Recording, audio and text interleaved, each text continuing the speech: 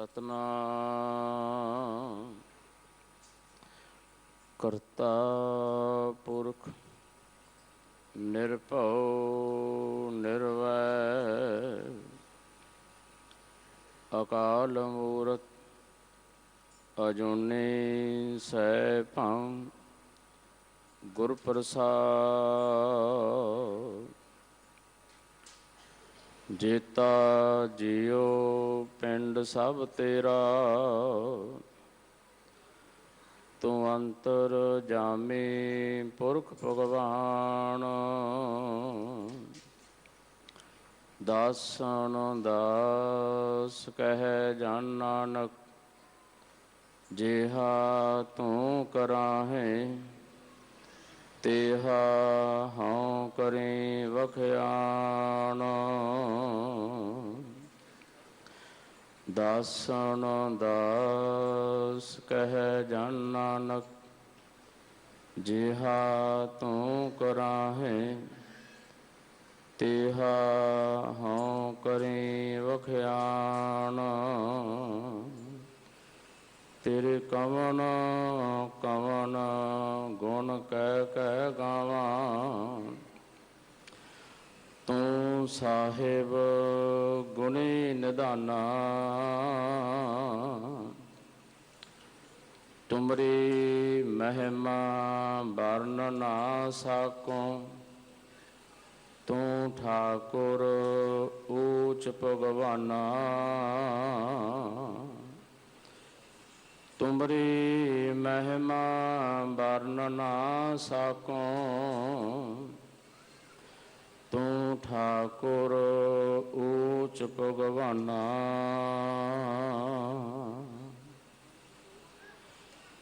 परम सन्मान जोग गुरु सवारी साध संगत जियो परम वडभागे हो जो बाला प्रीतम सतगुरु साहिब श्री गुरु हरकृष्ण साहिब महाराज श्री हरकृष्ण ध्याईयै जिस डिठे सब दुख जाए सो ऐसे महान सतगुरां दे पावन पवित्र चरण छो प्राप्त पावन इतिहासक स्थान गुरुद्वारा बंगला साहिब आप जी दर्शन परसदियाँ जुगो जुग अटल चबर तख दे मालक शब्द गुरु सतगुरु साहिब श्री गुरु ग्रंथ साहब महाराज सच्चे पातशाह उन्हां दी पावन पवित्र हजूरी विच बैठ के आप जी धुरकी अकाली बाणी दा आनंद माण रहे सी। समा है लड़ीवार गुर शब्द की विचार दा।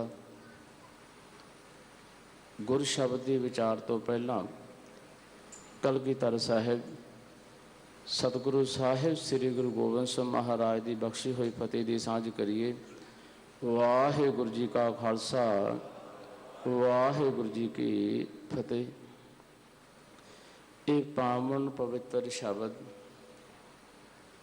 जो आप जी ने सत्कार जो सिंह साहब ज्ञानी रंजीत सिंह उन्होंने पासों ही लड़ीवार शब्द सरवण किया है। राग गौण बाणी कबीर जी की 870 अंग ते सुशोभित ये शब्द भगत कबीर जी का ये पावन शब्द उन्होंने जीवन घटना के नाल संबंधित किस तरह भगत कबीर जी को तसीहे दिते गए परेशान किया गया उहदा हवाला कबीर जी ने इस पावन शब्द विच दिता है। अते अथाह शरधा अथाह विश्वास उस वाहिगुरू प्रभु परमात्मा परवतगार परमेश्वर उस दे विच प्रगटाया। भगत कबीर जी ਬਹੁਤ ਉੱਚੇ ਸੁੱਚੇ ਬ੍ਰਹਮ ਗਿਆਨੀ ਮਹਾਂਪੁਰਖ ਆਪ ਜੀ ਸੂਝਵਾਨ, ਜਿਨ੍ਹਾਂ 15 ਭਗਤਾਂ ਦੀ ਬਾਣੀ ਸਤਿਗੁਰੂ ਸਾਹਿਬ ਸ੍ਰੀ ਗੁਰੂ ਗ੍ਰੰਥ ਸਾਹਿਬ ਮਹਾਰਾਜ ਵਿੱਚ ਦਰਜ ਹੈ, ਸੁਸ਼ੋਭਿਤ ਹੈ। ਉਹਨਾਂ 15 ਭਗਤਾਂ ਵਿੱਚੋਂ ਆਕਾਰ ਦੇ ਪੱਖ ਤੋਂ ਸਭ ਤੋਂ ਵੱਧ ਬਾਣੀ ਭਗਤ ਕਬੀਰ ਜੀ ਦੀ 17 ਰਾਗਾਂ ਵਿੱਚ ਬਾਣੀ। ਭਗਤ ਕਬੀਰ ਜੀ ਦਾ ਜੀਵਨ ਬਹੁਤ ਉੱਚਾ ਸੁੱਚਾ ਜੀਵਨ, ਅਤੇ ਇੰਨਾ ਉੱਚਾ ਸੁੱਚਾ ਜੀਵਨ ਕਿ ਉਸ ਵਾਹਿਗੁਰੂ ਪ੍ਰਭੂ ਪਰਮਾਤਮਾ ਪਰਵਤਗਾਰ ਪਰਮੇਸ਼ਰ ਦੇ ਨਾਲ ਉਹ ਅਭੇਦ ਹੋਏ। ਉਹਨਾਂ ਦੇ ਆਪਣੇ ਇਹ ਪਵਿੱਤਰ ਬਚਨ, ਅਬ ਤੋਂ ਜਾਏ ਚੜੇ ਸਿੰਘਾਸਨ, ਮਿਲ ਹੈ ਸਾਰੰਗ ਪਾਣੀ, ਰਾਮ ਕਬੀਰਾ ਏਕ ਭਏ ਹੈ, ਕੋਈ ਨਾ ਸਕੈ ਪਛਾਨੀ। ਹੁਣ ਉਸ ਵਾਹਿਗੁਰੂ ਪ੍ਰਭੂ ਪਰਮਾਤਮਾ ਵਿੱਚ ਅਭੇਦ ਕਿਵੇਂ ਹੋਇਆ ਜਾ ਸਕਦਾ ਹੈ? ਉਹ ਵਾਹਿਗੁਰੂ ਪ੍ਰਭੂ ਪਰਮਾਤਮਾ ਤਾਂ ਨਿਰੋਲ ਸੱਚ ਹੈ, ਅਤੇ ਸੱਚ ਵਿੱਚ ਅਭੇਦ ਹੋਣ ਵਾਸਤੇ ਜੀਵਨ ਸੱਚਾਈ ਨਾਲ ਭਰਿਆ ਹੋਣਾ, ਸਚਿਆਰ ਹੀ ਉਹ ਸੱਚ ਨਾਲ ਮਿਲ ਸਕਦਾ ਹੈ। ਸਤਿਗੁਰੂ ਨਾਨਕ ਦਾਤਾ ਜੀ ਦੇ ਬਚਨ, ਕਿਵ ਸਚਿਆਰਾ ਹੋਈ ਹੈ, ਕਿਵ ਕੂੜਾ ਟੁੱਟੈ ਪਾਲ। ਕਿਸ ਤਰ੍ਹਾਂ ਅਸੀਂ ਸਚਿਆਰ ਹੋਈਏ ਅਤੇ ਕਿਸ ਤਰ੍ਹਾਂ ਸਾਡੇ ਅਤੇ ਪ੍ਰਭੂ ਪਰਮਾਤਮਾ ਵਿਚਕਾਰ ਜੋ ਦੀਵਾਰ ਹੈ ਕੂੜ ਵਾਲੀ ਉਹ ਟੁੱਟੇ। ਭਾਵ ਕਿ ਬਿਲਕੁਲ ਸੱਚਾ ਸੁੱਚਾ ਜੀਵਨ ਉਸ ਵਾਹਿਗੁਰੂ ਪ੍ਰਭੂ ਪਰਮਾਤਮਾ ਨੂੰ ਭਾਉਂਦਾ ਹੈ, ਅਤੇ ਅਤ ਪਵਿੱਤਰ ਜੀਵਨ ਹੀ ਉਸ ਪ੍ਰਭੂ ਪਰਮਾਤਮਾ ਦੇ ਵਿੱਚ ਸਮਿਲਿਤ ਹੋ ਜਾਂਦਾ, ਮਿਲ ਜਾਂਦਾ ਹੈ। ਕਬੀਰ ਜੀ ਦਾ ਇੰਨਾ ਉੱਚਾ ਸੁੱਚਾ ਜੀਵਨ, ਪਰ ਸੱਚ 'ਤੇ ਚੱਲਣਾ ਸੌਖਾ ਨਹੀਂ। ਸੱਚ ਸੁਣਨਾ ਬੜਾ ਔਖਾ ਹੈ, ਸੱਚ ਕਹਿਣਾ ਬੜਾ ਔਖਾ ਹੈ। ਭਗਤ ਕਬੀਰ ਜੀ ਨੇ ਜੋ ਸੱਚ ਕਿਹਾ, ਉਹ ਸੱਚ ਤੋਂ ਐਲਰਜੀ ਖਾ ਕੇ, ਸੱਚ ਤੋਂ ਨਾਰਾਜ਼ ਹੋ ਕੇ ਭਗਤ ਕਬੀਰ ਜੀ ਨੂੰ ਪਰੇਸ਼ਾਨ ਕਰਨ ਦਾ ਯਤਨ ਕੀਤਾ ਗਿਆ। ਭਾਵੇਂ ਉਹਨਾਂ ਨੇ ਆਪਣੇ ਪਾਵਨ ਬਾਣੀ ਵਿੱਚ ਮੁਖਾਤਬ ਹੁੰਦਿਆਂ ਬਚਨ ਕੀਤੇ ਹੈ ਕਿ ਪੰਡਤ ਮੁੱਲਾ ਛਾਡੇ ਦੋ, ਹਮਰਾ ਝਗੜਾ ਰਹਾ ਨਾ ਕੋ। ਇਹ ਗੱਲ ਭਾਵੇਂ ਕਬੀਰ ਜੀ ਨੇ ਕਹਿ ਦਿੱਤੀ, ਪਰ ਇਹਦੇ ਨਾਲ ਝਗੜਾ ਖਤਮ ਨਹੀਂ ਹੋਇਆ, ਸਗੋਂ ਝਗੜਾ ਵਧਿਆ। ਕਿਉਂਕਿ ਜਦੋਂ ਮੁੱਲਾ ਮੌਲਾਨਿਆਂ ਨੂੰ ਛੱਡ ਦਿੱਤਾ, ਬ੍ਰਾਹਮਣਾਂ ਨੂੰ ਛੱਡ ਦਿੱਤਾ, ਉਹਨਾਂ ਦਾ ਕਿਹਾ ਹੋਇਆ ਧਰਮ ਕਬੀਰ ਜੀ ਨੇ ਅਪਰਵਾਨ ਕਰ ਦਿੱਤਾ, ਪ੍ਰਵਾਨ ਨਹੀਂ ਕੀਤਾ। ਪੰਡਤ ਮੁੱਲਾ ਜੋ ਲਿਖ ਦਿਆ, ਛਾੜ ਚਲੇ ਹਮ ਕਛੂ ਨਾ ਲਿਆ। ਤੇ ਜੇ ਉਹਨਾਂ ਦਾ ਲਿਖਿਆ ਹੋਇਆ ਕਬੀਰ ਜੀ ਨੇ ਛੱਡਿਆ ਹੈ, ਤਾਂ ਫਿਰ ਉਹ ਖੁਸ਼ ਕਿਸ ਤਰ੍ਹਾਂ ਹੋ ਸਕਦੇ ਸਨ? ਭਾਵੇਂ ਕਬੀਰ ਜੀ ਨੇ ਬਿਲਕੁਲ ਸੱਚ, ਸੱਚੀਆਂ ਗੱਲਾਂ ਕਹੀਆਂ। ਕਬੀਰ ਜੀ ਦੀ ਬਾਣੀ ਬੜੀ ਕ੍ਰਾਂਤੀਕਾਰੀ ਹੈ, ਅਤੇ ਕਬੀਰ ਜੀ ਨੇ ਸੱਚ 'ਤੇ ਚੱਲਣ ਵਾਸਤੇ ਇਸ ਕਰਕੇ ਉਹਨਾਂ ਦੇ ਇਹ ਕ੍ਰਾਂਤੀਕਾਰੀ ਬਚਨ, ਜਦੋਂ ਵੀ ਕਿਤੇ ਜੰਗਾਂ ਯੁੱਧਾਂ ਦਾ ਸਮਾਂ, ਜਦੋਂ ਵੀ ਕਿਸੇ ਵੱਡੀ ਸ਼ਹਾਦਤ ਦੀ ਗੱਲ, ਉਦੋਂ ਇਹ ਕਬੀਰ ਜੀ ਦੇ ਸ਼ਬਦ ਹੀ ਗੂੰਜਦੇ ਗੁਰਦੁਆਰਾ ਸਾਹਿਬਾਨਾਂ ਦੇ ਵਿੱਚ ਕਿ ਗਗਨ ਦਮਾਮਾ ਬਾਜਿਓ। ਇਹ ਕਬੀਰ ਜੀ ਦੇ ਸ਼ਬਦ ਹੈ। ਗਗਨ ਦਮਾਮਾ ਬਾਜਿਓ, ਪਰਿਓ ਨਿਸ਼ਾਨਾ ਘਾਓ, ਖੇਤ ਜੋ ਮਾਂਡਿਓ ਸੂਰਮਾ, ਅਬ ਜੂਜਨ ਕੋ ਦਾਓ। ਸੂਰਾ ਸੋ ਪਹਿਚਾਨੀਐ, ਜੋ ਲਰੈ ਦੀਨ ਕੈ ਹੇਤ, ਪੁਰਜਾ ਪੁਰਜਾ ਕੱਟ ਮਰੈ, ਕਬੂ ਨਾ ਛਾਡੈ ਖੇਤ। ਧਰਮ ਦੀ ਖਾਤਰ ਵੀ ਲੜਾਈ ਕਰਨੀ ਪੈਂਦੀ ਹੈ, ਪਰ ਉਹ ਨਿਰੋਲ ਸੱਚ ਵਾਸਤੇ। ਸੋ ਮੈਂ ਅਰਜ਼ ਕੀਤੀ ਸੀ, ਸੱਚ ਸੁਣਨਾ ਬੜਾ ਔਖਾ, ਸੱਚ ਕਹਿਣਾ ਬੜਾ ਔਖਾ। ਸਾਡੇ ਬੜੇ ਅੱਛੇ ਕਵੀ, ਜਿਨ੍ਹਾਂ ਦਾ ਨਾਮ ਸੁਰਜੀਤ ਪਾਤਰ, ਬੜੇ ਅੱਛੇ ਸਾਹਿਤਕਾਰ, ਸੂਝਵਾਨ ਸੱਜਣ ਸਾਹਿਬ, ਆਪ ਜਾਣਦੇ ਹੋ। ਉਹਨਾਂ ਦੀਆਂ ਕੁਝ ਲਾਈਨਾਂ ਉਹਨਾਂ ਨੇ ਇਹ ਬਚਨ ਕੀਤਾ ਹੈ ਆਪਣੀ ਕਵਿਤਾ ਦੇ ਵਿੱਚ बड़े प्यारे बचन है सच के बाबत कि इन्ना सच ना बोल कि कल्ला रह जावे, चार क बंदे छड्ड लै मोढा देण लई। भाव यह है कि पात्र जी ये कहना चाहते हैं कि जे इन्ना ज़्यादा सच बोलिया जाए, इन्ना ज़्यादा सच ना बोल के चार बंदे भी तेन मोढा देने वाले ना रहन, क्योंकि सच सुन के सारे दूर हो जाते हैं। तो कबीर जी ने तो तुरकी अकाली बाणी विच अपने पवित्र जीवन दे विच सच ही सच अते उन्हां दे जीवन दे विच अनेकां विरोधी। हुण सतगुरु साहिबान ने, सतगुरु अर्जन साहिब पातशाह महाराज ने कृपा की, उन्होंने ये सच्ची सुच्ची बाणी सतगुरु साहिब श्री गुरु ग्रंथ साहिब महाराज दर्ज की। जिथे गुरु साहिबान की बाणी उत्थे भगतां की बाणी, जिस बाणी दे विच सच सी, सच की बाणी नानक आखा है। सो सच्ची बाणी नूं सतगुरु अर्जन साहिब पातशाह महाराज जी ने सतगुरु साहिब श्री गुरु ग्रंथ साहिब महाराज सुशोभित कर दिता। भावें वो किसी महापुरुख की बाणी सी, कितों भी सच मिलिया अते इसे सच की खातर सतगुरु अर्जन साहिब पातशाह महाराज नूं भावें शहादत भी देनी पई, क्योंकि सतगुरु अर्जन साहिब पातशाह महाराज नूं इन्हां तुसबिया ने कह दिता सी कि तुहाडी ये सज़ा माफ़ हो सकती है जे तुसीं जो ये बड़ा वड्डा ग्रंथ बनाया है, उस ग्रंथ दे विच जे तुसीं हजरत मुहम्मद साहब की सिफत लिख देवो। तो सतगुरु अर्जन साहिब पातशाह महाराज ने कहा सी कि असीं सच तो इलावा कुछ नहीं लिख सकते, इत्थे सच ही सच, सानू शहीद होना प्रवान है पर किसी की खुशामद नहीं।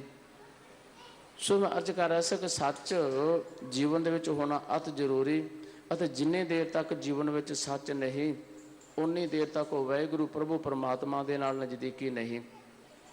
सो कबीर जी ने सच ते रहिंदे आ, सच ते सच्चा सुच्चा जीवन गुजारदे आ, उन्हां नूं जो मुश्किल आईयां उन्हां दा हवाला कबीर जी ने इत्थे शब्द विच देण दा यतन कीता है कि किस तरह, क्योंकि आप जी दे याद होएगा कबीर जी जदों उकांशी विच रहण वाले वहमां भरमां तो उपर काम क्रोध लोभ मोह हंकार तो उन्होंने जीवन में नहीं सी, अते कूड़ कपट वकार, क्योंकि धर्म की दुनिया दे विच बहुत ज़्यादा पखंड, जिन्ना पखंड धर्म की दुनिया में शायद उन्ना बाहर नहीं।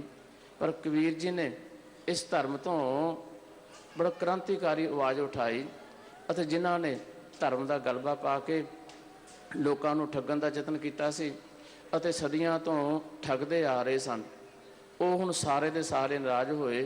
भावें उन्हां विच काजी, भावें उन्हां विच ब्राह्मण, क्योंकि ना काजी पसंद करते सन, मुराणे पसंद करते सन कबीर जी नूं, अते ना ही ब्राह्मण पसंद करते सन।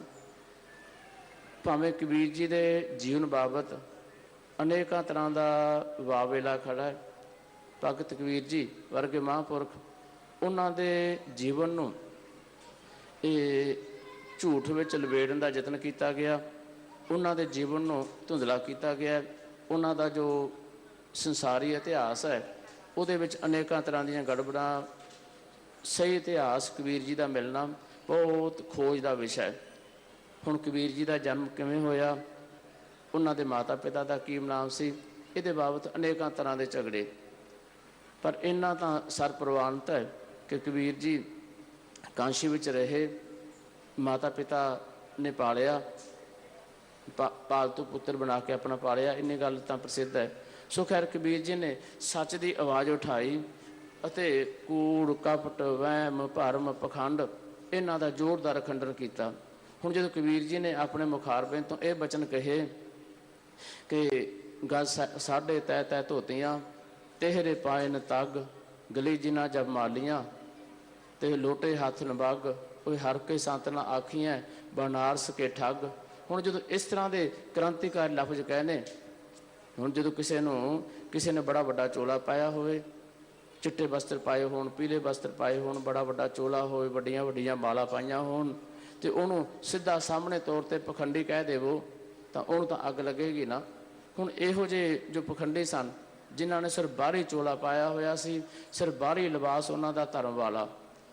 मैं बहुत बार अर्ज की है कि धर्म का बहुता संबंध लिबास नाल नहीं, धर्म का बहुता संबंध लिबास नाल नहीं। ਧਰਮੀ ਕਿਸੇ ਵੀ ਲਿਬਾਸ ਵਿੱਚ ਕੋਈ ਹੋ ਸਕਦਾ, ਪਰ ਧਰਮ ਦਾ ਲਿਬਾਸ ਪਾ ਕੇ, ਜਿਸ ਨੂੰ ਅਖੌਤੀ ਧਰਮ ਕਿਹਾ ਜਾਂਦਾ, ਲਿਬਾਸ ਪਾ ਕੇ ਅੰਦਰ ਜੇ ਸੱਚ ਨਹੀਂ ਹੈ ਤਾਂ ਬਾਹਰੀ ਲਿਬਾਸ ਦੇ ਕੋਈ ਅਹਿਮੀਅਤ ਨਹੀਂ ਹੈ। ਉਸ ਵਾਹਿਗੁਰੂ ਪ੍ਰਭੂ ਪਰਮਾਤਮਾ ਨੂੰ ਸਿਰਫ ਸਾਡਾ ਇਹ ਬਾਹਰੀ ਲਿਬਾਸ ਨਹੀਂ ਪਾਉਂਦਾ। ਜੇ ਬਾਹਰੀ ਲਿਬਾਸ ਹੈ ਤਾਂ ਅੰਦਰਲਾ ਜੋ ਸੱਚ ਹੈ ਉਹ ਹੋਣਾ ਅਤ ਜ਼ਰੂਰੀ। ਸੋ ਕਬੀਰ ਜੀ ਨੇ ਇੱਥੇ ਖਿਆਲ ਦਿੱਤਾ ਹੈ, ਭੁਜਾ ਬਾਂਧ ਪਿਲਾ ਕਰ ਡਾਰਿਓ, ਹਸਤੀ ਕਰੋਧ ਮੂੰਹ ਮੈਂ ਮਾਰਿਓ। ਅਤੇ ਇਹ ਜੋ ਰਹਾਉ ਦੀਆਂ ਪੰਕਤੀਆਂ ਕਬੀਰ ਜੀ ਨੇ ਕਹਿਣ ਦਾ ਯਤਨ ਕੀਤਾ ਹੈ, ਆਹੇ ਮੇਰੇ ਠਾਕਰ ਤੁਮਰਾ ਜੋਰ, ਕਾਜੀ ਬਕਬੋ ਹਸਤੀ ਤੋਰ। ਕਬੀਰ ਜੀ ਖਿਆਲ ਦੇ ਰਹੇ ਹੈ ਕਿ ਇਹ ਭਾਈ ਉਹ ਵਾਹਿਗੁਰੂ ਪ੍ਰਭੂ ਪਰਮਾਤਮਾ ਪਰਮੇਸ਼ਰ ਪਰਉਦਗਾਰ ਪਰਮੇਸ਼ਰ ਉਹ ਠਾਕੁਰ ਮੇਰਾ ਰਾਖਾ ਹੈ। ਪਰ ਇਹ ਕਾਜੀ ਵਾਰ-ਵਾਰ ਕਹਿ ਰਹੇ ਹੈ ਮਹਾਵਤ ਨੂੰ, ਕਾਜੀ ਵਾਰ-ਵਾਰ ਮਹਾਵਤ ਨੂੰ ਕਹਿ ਰਿਹਾ ਕਿ ਤੂੰ ਹਾਥੀ ਨੂੰ ਤੋੜਦਾ ਕਿਉਂ ਨਹੀਂ ਹੈ। ਥੋੜ੍ਹਾ ਜਿਹਾ ਮੈਂ ਸਾਖੀ ਆਪ ਜੀ ਨੂੰ ਦੱਸ ਦੇਵਾਂ। ਕਬੀਰ ਜੀ ਕਾਂਸ਼ੀ ਵਿੱਚ ਰਹਿਣ ਵਾਲੇ, ਅਤੇ ਜਦੋਂ ਕਬੀਰ ਜੀ ਕਾਂਸ਼ੀ ਵਿੱਚ ਰਹਿਣ ਵਾਲੇ, ਇੰਨਾ ਜ਼ਿਆਦਾ ਉਹਨਾਂ ਨੇ ਸੱਚ ਕਿਹਾ, ਸੱਚ ਦੀ ਆਵਾਜ਼, ਬਹੁਤ ਸਾਰੇ ਲੋਕ ਸੱਚ ਸੁਣਨ ਵਾਲੇ ਵੀ ਉਹ ਕਬੀਰ ਜੀ ਦੇ ਪਿੱਛੇ ਲੱਗੇ। ਕਬੀਰ ਜੀ ਨੇ ਜਦੋਂ ਕਬੀਰ ਜੀ ਦੇ ਕੋਲ ਆਉਂਦੇ ਉਹਨਾਂ ਨੂੰ ਜੀਵਨ ਵਿੱਚ ਸ਼ਾਂਤੀ ਮਿਲਦੀ।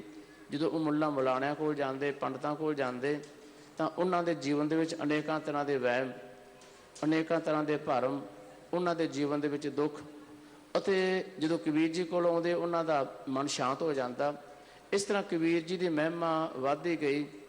ਅਖੀਰ ਇਹਨਾਂ ਮੁੱਲਾਂ ਮਲਾਣਿਆਂ ਨੇ ਅਨੇਕਾਂ ਤਰ੍ਹਾਂ ਦੀਆਂ ਸ਼ਿਕਾਇਤਾਂ ਉੱਥੋਂ ਦੀ ਹਕੂਮਤ ਕੋਲ ਕੀਤੀਆਂ, ਅਤੇ ਇਹ ਕਿਹਾ ਜਾਂਦਾ ਹੈ ਹਕੂਮਤ ਵਾਲਿਆਂ ਨੇ, ਜੋ ਸ਼ਾਸਨ ਉਸ ਸਮੇਂ ਉੱਥੇ ਕਾਂਸ਼ੀ ਬਨਾਰਸ ਦਾ, ਉਹਨਾਂ ਸ਼ਾਸਕਾਂ ਨੇ ਕਬੀਰ ਜੀ ਦਾ ਪ੍ਰਭਾਵ ਮੰਨ ਕੇ ਕਬੀਰ ਜੀ ਨੂੰ ਕੁਝ ਨਹੀਂ ਕਿਹਾ। ਅਤੇ ਇਤਿਹਾਸ ਵਿੱਚ ਲਿਖਿਆ ਹੈ ਕਿ ਜਦੋਂ ਉਸ ਸਮੇਂ ਹਿੰਦੁਸਤਾਨ ਦਾ ਬਾਦਸ਼ਾਹ ਸਿਕੰਦਰ ਲੋਧੀ ਉਹ ਆਪਣੇ ਟੂਰ 'ਤੇ, ਆਪਣੇ ਦੌਰੇ 'ਤੇ ਬਨਾਰਸ ਕਾਂਸ਼ੀ ਗਿਆ, ਤਾਂ ਉਦੋਂ ਇਹਨਾਂ ਮੁਲਾਣਿਆਂ ਨੇ ਇਕੱਠੇ ਹੋ ਕੇ, ਮੁਲਾਣਿਆਂ ਨੇ ਅਤੇ ਪੰਡਤਾਂ ਨੇ ਇਕੱਠੇ ਹੋ ਕੇ ਬਾਦਸ਼ਾਹ ਸਿਕੰਦਰ ਨੂੰ ਕਿਹਾ, ਹੈ ਬਾਦਸ਼ਾਹ ਸਲਾਮਤ, ਦੇਖੋ ਇਹ ਕਬੀਰ, ਇਹ ਦੋ ਫਿਰਕੇ ਅਹਿਮ ਹੈ, ਹਿੰਦੂ ਅਤੇ ਮੁਸਲਮਾਨ, ਇਹ ਦੋਨਾਂ ਦੇ ਖਿਲਾਫ ਚੱਲਦਾ ਹੈ। ਨਾ ਕੋਈ ਇਹ ਹਿੰਦੂਆਂ ਦੀ ਗੱਲ ਮੰਨ ਰਿਹਾ ਅਤੇ ਨਾ ਇਹ ਮੁਸਲਮਾਨਾਂ ਦੀ ਗੱਲ ਮੰਨ ਰਿਹਾ। ਇਹ ਹਿੰਦੂ ਧਰਮ ਵਾਸਤੇ ਵੀ ਖਤਰਾ ਹੈ ਅਤੇ ਇਸਲਾਮ ਵਾਸਤੇ ਵੀ ਖਤਰਾ ਹੈ। ਅਤੇ ਇਹ ਜੋ ਆਪਣੀ ਬਾਣੀ ਬਣਾ ਰਿਹਾ ਹੈ, ਉਸ ਬਾਣੀ ਦੇ ਵਿੱਚ ਇਹ ਹਿੰਦੂਆਂ ਨੂੰ ਵੀ ਮਾੜਾ ਕਹਿ ਰਿਹਾ ਅਤੇ ਮੁਸਲਮਾਨਾਂ ਨੂੰ ਵੀ। ਹੁਣ ਜਦੋਂ ਸਿਕੰਦਰ ਲੋਧੀ ਕੋਲ ਇਹ ਗੱਲ ਕਹੀ, ਇਹ ਗੱਲ ਗਈ, ਤਾਂ ਸਿਕੰਦਰ ਲੋਧੀ ਨੇ ਕਬੀਰ ਜੀ ਨੂੰ ਬੁਲਾਇਆ। ਕਬੀਰ ਜੀ ਸੱਚ ਇਰਾਦੇ ਵਾਲੇ, ਉੱਚੇ ਦ੍ਰਿੜ ਇਰਾਦੇ ਵਾਲੇ, ਸੱਚ ਨੂੰ ਜੀਵਨ ਵਿੱਚ ਧਾਰਨ ਕੀਤਾ। ਤਾਂ ਕਬੀਰ ਜੀ ਨੇ ਸਲਾਮ ਨਹੀਂ ਕੀਤੀ, ਤਾਂ ਬਾਦਸ਼ਾਹ ਨਾਰਾਜ਼ ਹੋਇਆ।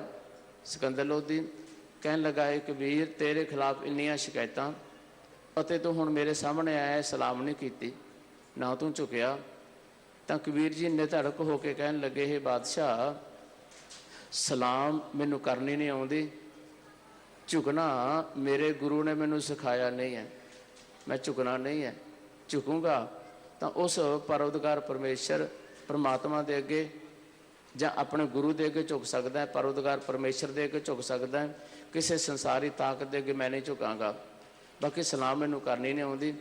ਇਸ ਤਰ੍ਹਾਂ ਕਬੀਰ ਜੀ ਦੇ ਬਚਨ ਸੁਣ ਕੇ ਬਾਦਸ਼ਾਹ ਸਿਕੰਦਰ ਲੋਧੀ ਹੋਰ ਗੁੱਸੇ ਵਿੱਚ ਆਇਆ।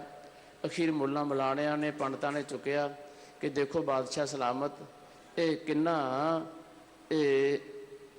ਇਸ ਨੂੰ ਤੁਸੀਂ ਕੀ ਕਹੋਗੇ ਕਿ ਇਹ ਬਾਦਸ਼ਾਹ ਸਲਾਮਤ, ਇਹ ਤੁਹਾਡੇ ਸਾਹਮਣੇ ਜੋ ਅਵਾ ਤਵਾ ਬੋਲੀ ਜਾ ਰਿਹਾ ਹੈ, ਇਹ ਤੁਹਾਡੇ ਤੋਂ ਬਾਹਰ, ਇਹ ਤੁਹਾਡੇ ਕਚਹਿਰੀ ਵਿੱਚ ਇਸ ਤਰ੍ਹਾਂ ਬੋਲ ਸਕਦਾ ਹੈ, ਬਾਹਰ ਇਹ ਕਿਸ ਤਰ੍ਹਾਂ ਬੋਲਦਾ ਹੋਏਗਾ। ਕਿਸ ਤਰ੍ਹਾਂ ਇਹ ਕਾਜ਼ੀਆਂ ਦੇ ਨਾਲ, ਜੋ ਕਾਜ਼ੀ ਨਿਆਂ ਕਰਨ ਵਾਲੇ ਹੈ, ਉਹਨਾਂ ਦੇ ਨਾਲ ਇਹ ਕਿਸ ਤਰ੍ਹਾਂ ਬੋਲਦਾ ਹੈ। ਇਹ ਪੰਡਤ ਜਿਨ੍ਹਾਂ ਨੇ, ਜੋ ਧਰਮ ਨੂੰ ਸਮਝਾਉਂਦੇ ਹੈ, ਧਰਮ ਨੂੰ ਜਾਣਦੇ ਹੈ, ਉਹਨਾਂ ਦੇ ਖਿਲਾਫ ਇਹ ਕਿਸ ਤਰ੍ਹਾਂ ਬੋਲੀ ਜਾ ਰਿਹਾ ਹੈ। ਕਿਸ ਤਰ੍ਹਾਂ ਇਹ ਇੱਕ ਤਰ੍ਹਾਂ ਦੀ ਬਗਾਵਤ ਪੈਦਾ ਕਰੀ ਜਾ ਰਿਹਾ ਹੈ। ਬਾਦਸ਼ਾਹ ਸਿਕੰਦਰ ਲੋਧੀ ਨੇ ਉਸੇ ਸਮੇਂ ਆਗਿਆ ਕਰ ਦਿੱਤੀ, ਹੁਕਮ ਦੇ ਦਿੱਤਾ ਕਿ ਇਸ ਕਬੀਰ ਨੂੰ ਮਾਰ ਦਿੱਤਾ ਜਾਵੇ। ਕਬੀਰ ਜੀ ਨੂੰ ਮਾਰਨ ਬਾਰੇ ਅਨੇਕਾਂ ਤਰ੍ਹਾਂ ਦੀਆਂ ਘਟਨਾਵਾਂ ਇਤਿਹਾਸ ਵਿੱਚੋਂ ਮਿਲਦੀਆਂ, ਅਤੇ ਇਹ ਘਟਨਾ ਮੁੱਖ ਇੱਕ ਤਾਂ ਇਹ ਬਹੁਤੀ ਘਟਨਾ ਆਉਂਦੀ ਹੈ ਕਿ ਕਬੀਰ ਜੀ ਨੂੰ ਉਹਨਾਂ ਨੇ ਗੰਗਾ ਦੇ ਵਿੱਚ ਡੁਬੋਣ ਦਾ ਯਤਨ ਕੀਤਾ ਅਤੇ ਗੰਗਾ ਦੇ ਵਿੱਚ ਕਬੀਰ ਜੀ ਡੁੱਬੇ ਨਹੀਂ ਹੈ। ਬਾਅਦ ਵਿੱਚ ਕਬੀਰ ਜੀ ਨੂੰ ਹਾਥੀ ਦੇ ਅੱਗੇ ਸੁੱਟ ਦਿੱਤਾ, ਹੱਥ ਪੈਰ ਬੰਨ੍ਹ ਕੇ ਉਹਦੀ ਪੋਟਲੀ ਬਣਾ ਕੇ, ਭਾਵ ਕਿ ਜੋ ਹੱਥਾਂ ਪੈਰਾਂ ਨੂੰ ਬੰਨ੍ਹ ਦਿੱਤਾ ਜਾਵੇ ਤਾਂ ਮਨੁੱਖ ਦੀ ਇੱਕ ਪੋਟਲੀ ਬਣ ਜਾਂਦੀ ਹੈ। ਹੁਣ ਕਬੀਰ ਜੀ ਨੂੰ ਹਾਥੀ ਦੇ ਅੱਗੇ ਇੱਕ ਪੋਟਲੀ ਬਣਾ ਕੇ, ਭਾਵ ਕਿ ਉਹਦੇ ਹੱਥ ਪੈਰ ਬੰਨ੍ਹ ਕੇ ਜੋੜ ਕੇ ਹਾਥੀ ਦੇ ਅੱਗੇ ਸੁੱਟ ਦਿੱਤਾ ਗਿਆ ਅਤੇ ਮਹਾਵਤ ਨੂੰ ਇਹ ਸਖਤ ਹਦਾਇਤ ਕੀਤੀ ਕਿ ਇਸ ਹਾਥੀ ਨੂੰ ਵਾਰ-ਵਾਰ ਕਬੀਰ ਜੀ ਦੇ ਉੱਪਰ ਦੀ ਲੰਘਾਉਣਾ ਹੈ ਤਾਂ ਜੋ ਉਹਨਾਂ ਹਾਥੀ ਦੇ ਪੈਰਾਂ ਦੇ ਹੇਠਾਂ ਇਹ ਕਬੀਰ ਦਰੜਿਆ ਜਾਵੇ, ਇਹਦੀ ਮੌਤ ਹੋ ਜਾਵੇ। ਹੁਣ ਇਹ ਕਾਜੀ ਮੁੱਲਾ ਇਹ ਸਾਰੇ ਚਾਹੁੰਦੇ ਸਨ। ਹੁਣ ਕਾਜੀ ਉਸ ਸਮੇਂ ਨਿਆਂ ਵੀ ਕਰਨ ਵਾਲਾ ਅਤੇ ਕਾਜੀ ਦੇ ਹੱਥ ਵਿੱਚ ਪਾਵਰ, ਕਾਜੀ ਉਸ ਸਮੇਂ ਉਸ ਤਰ੍ਹਾਂ ਦਾ ਜੱਜ, ਉਹਦੇ ਸਾਹਮਣੇ ਸਭ ਕੁਝ ਹੋਣਾ ਸੀ। ਸੋ ਉਸ ਘਟਨਾ ਦਾ ਵਰਣਨ ਇੱਥੇ ਕਬੀਰ ਜੀ ਨੇ ਕੀਤਾ ਹੈ। ਕਬੀਰ ਜੀ ਬਚਨ ਕਰ ਰਿਹਾ ਕਿ ਮੇਰਾ ਰਖਵਾਲਾ ਤਾਂ ਉਹ ਪ੍ਰਭੂ ਪਰਮਾਤਮਾ ਹੈ ਅਤੇ ਉਹ ਪ੍ਰਭੂ ਪਰਮਾਤਮਾ ਦੇ ਅੱਗੇ ਮੇਰਾ ਜ਼ੋਰ ਹੈ। ਇਹ ਸੰਸਾਰੀ ਲੋਕ ਹੈ, ਇਹ ਮੈਨੂੰ ਮਾਰਨ ਦਾ ਯਤਨ ਕਰ ਰਹੇ ਹੈ, ਪਰ ਜਦੋਂ ਉਹ ਮੇਰਾ ਰਖਵਾਲਾ ਪ੍ਰਭੂ ਪਰਮਾਤਮਾ ਹੈ, ਜਦੋਂ ਮੇਰਾ ਰਖਵਾਲਾ ਉਹ ਪ੍ਰਭੂ ਪਰਮਾਤਮਾ ਤੇ ਇਹ ਮੈਨੂੰ ਕਿਵੇਂ ਮਾਰ ਸਕਦੇ ਹੈ। ਇਹ ਸਾਰਾ ਇਸੇ ਦਾ ਵਰਣਨ ਕਬੀਰ ਜੀ ਨੇ ਇਸ ਪਾਵਨ ਸ਼ਬਦ ਵਿੱਚ ਕੀਤਾ ਹੈ। ਸੋ ਰਹਾਉ ਦਾ ਬੰਦ ਆਪ ਜੀ ਨੇ ਸਰਵਣ ਕੀਤਾ ਹੈ। ਆਹੇ ਮੇਰੇ ਠਾਕੁਰ ਤੁਮਰਾ ਜੋਰ, ਹੇ ਮੇਰੇ ਮਾਲਕ, ਠਾਕੁਰ ਦਾ ਅਰਥ ਮਾਲਕ, ਉਸ ਵਾਹਿਗੁਰੂ ਪ੍ਰਭੂ ਪਰਮਾਤਮਾ ਪਰਮੇਸ਼ਰ ਦਾ ਨਾਮ ਕਿ ਹੇ ਮੇਰੇ ਠਾਕੁਰ ਮੇਰੇ ਵਾਸਤੇ ਤੇਰਾ ਹੀ ਜ਼ੋਰ ਹੈ, ਮੇਰੇ ਕੋਲ ਹੋਰ ਜ਼ੋਰ ਕੋਈ ਨਹੀਂ ਹੈ। ਜਿਸ ਤਰ੍ਹਾਂ ਅਸੀਂ ਸਾਨੂੰ ਅਰਦਾਸ ਕਰਨੀ ਚਾਹੀਦੀ ਹੈ ਨਾ, ਕਿਸੇ ਹੀ ਕੋਈ ਕੋਏ ਮਨ ਜਨ ਮਾਣੀ ਇੱਕ ਤੂੰ, ਕਿ ਕਿਸੇ ਦਾ ਸਹਾਰਾ ਕੋਈ ਹੋ ਸਕਦਾ, ਕਿਸੇ ਦਾ ਕੋਈ, ਮੇਰਾ ਤਾਂ ਸਹਾਰਾ ਆਪ ਹੋ। ਇਸ ਤਰ੍ਹਾਂ ਕਬੀਰ ਜੀ ਬਚਨ ਕਰਦੇ ਆ ਕਿ ਮੇਰਾ ਤਾਂ ਸਹਾਰਾ, ਮੇਰਾ ਆਸਰਾ ਇੱਕੋ ਉਹ ਵਾਹਿਗੁਰੂ ਪ੍ਰਭੂ ਪਰਮਾਤਮਾ ਪਰਮੇਸ਼ਰ ਹੈ।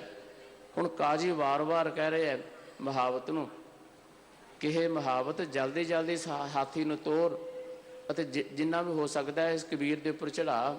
ਇਹ ਵਾਰ-ਵਾਰ ਇਹ ਲਫ਼ਜ਼ ਕਾਜੀ ਗੁੱਸੇ ਦੇ ਵਿੱਚ, ਕ੍ਰੋਧ ਵਿੱਚ ਕਹਿ ਰਹੇ ਹੈ।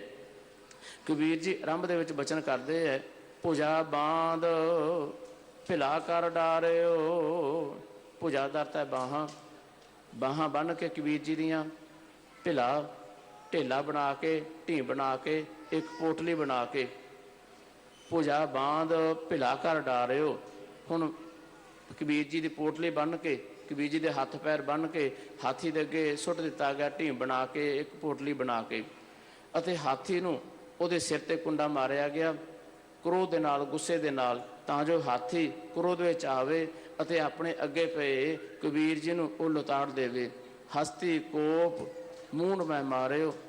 ਪਰ ਉਹ ਜਿਹੜੇ ਇਹ ਜਿਨ੍ਹਾਂ ਦੇ ਮਨ ਵਿੱਚ ਧਰਮ ਨਹੀਂ ਸੀ, ਜਿਹੜੇ ਸੱਚ ਤੋਂ ਪਰੇ ਸਨ, ਭਾਵੇਂ ਕਹਿਣ ਨੂੰ ਇਹਨਾਂ ਦਾ ਸੱਚ ਦਾ ਬਾਣਾ, ਕਿਸੇ ਨੇ ਲੰਮੀਆਂ ਲੰਮੀਆਂ ਮਾਲਾ ਪਾਈਆਂ ਅਤੇ ਕਿਸੇ ਨੇ ਇਹ ਆਪਣੇ ਜੀਵਨ ਵਿੱਚ ਤਸਵੀਰਾਂ ਰੱਖੀਆਂ ਹੋਈਆਂ। ਇਹ ਕਾਜੀ ਮੁੱਲਾ ਦੋਨੋਂ ਸਾਰੇ ਇਕੱਠੇ ਹੋਏ, ਇਹ ਬਾਹਰੀ ਧਾਰਮ ਦਾ ਲਿਬਾਸ ਪਾਇਆ ਹੋਇਆ, ਪਰ ਹਿਰਦੇ ਦੇ ਵਿੱਚੋਂ ਇਹ ਕਪਟੀ, ਹਿਰਦੇ ਵਿੱਚੋਂ ਇਹ ਝੂਠੇ ਅਤੇ ਸੱਚੇ ਕਬੀਰ ਨੂੰ ਮਾਰਨ ਦਾ ਯਤਨ ਕਰ ਰਹੇ ਹੈ। ਪਰ ਇਹਨਾਂ ਦੇ ਵਿੱਚ ਰਹਿਮ ਨਹੀਂ, ਇਹ ਕਬੀਰ ਜੀ ਨੂੰ ਮਾਰਨਾ ਚਾਹੁੰਦੇ ਹੈ। ਪਰ ਇੱਥੇ ਕਬੀਰ ਜੀ ਕਹਿਣ ਲੱਗੇ ਕਿ ਉਹ ਹਾਥੀ, ਉਹਦੇ ਮਨ ਵਿੱਚ ਉਹ ਪ੍ਰਭੂ ਪਰਮਾਤਮਾ ਵਸਦਾ ਹੈ, ਹਾਥੀ ਨੇ ਮੈਨੂੰ ਮਾਰਿਆ ਨਹੀਂ ਹੈ।